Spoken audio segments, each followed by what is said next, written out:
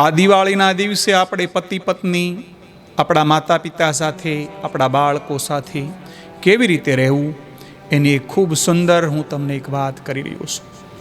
એક માણસ એક સંત પાસે, એક બાબા પાસે પોતાના પત્ની હોય એમની ખરાબી, એમના અવગુણ કરી રહ્યો હતો.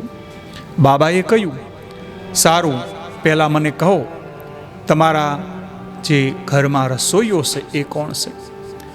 ત્યારે એ વ્યક્તિ બોલે છે, મારી પત્ની. બાબાએ ફરી પૂછ્યું, તમારો ધોબી કોણ? માણસ બોલ્યો, મારી પત્ની.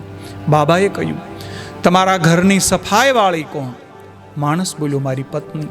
બાબાએ પૂછ્યું, તમારા ઘર પર અને સંપત્તિની જે દેખરેખ રાખે છે એ કોણ છે?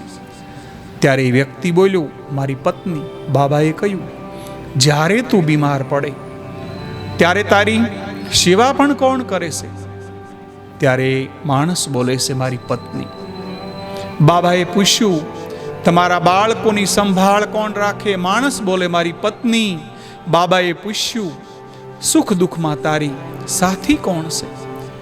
માણસે માથું ઝુકાવીને કહ્યું, મારી પત્ની. ત્યારે બાબાએ કહ્યું, શું તારી પત્ની આ બધું કામ કરવા માટે પૈસા તારી પાસેથી લેશે? માણસ બોલ્યો, ના. ત્યારે બાબાએ કહ્યું, તને તો પત્નીના અવગુણ દેખાય છે, પરંતુ તેની આટલી બધી જે સારી સારી બાબતો છે તે દેખાતી નથી. યાદ રાખ, એક છોકરી પોતાના માતા પિતાનું ઘર છોડી તારી પાસે આવી, તેની લાગણી અને પરિસ્થિતિને સમજવાનો તું પ્રયાસ કર. તેની નાની નાની ભૂલોને અવગણ. એટલું શક્ય હોય તો તારી પત્નીને તું પ્રેમ આપ, એમને સાથ આપ, તો ક્યારેય તારી પત્ની સાથે ક્યારેય લડાઈ ઝઘડા નહીં થાય.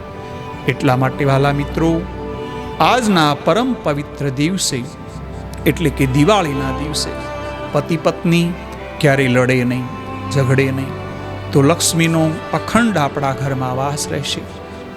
એટલું કહીને વાલા મિત્રો, આપ સર્વને મારા ભાવ અને હૃદયથી પ્રણામ.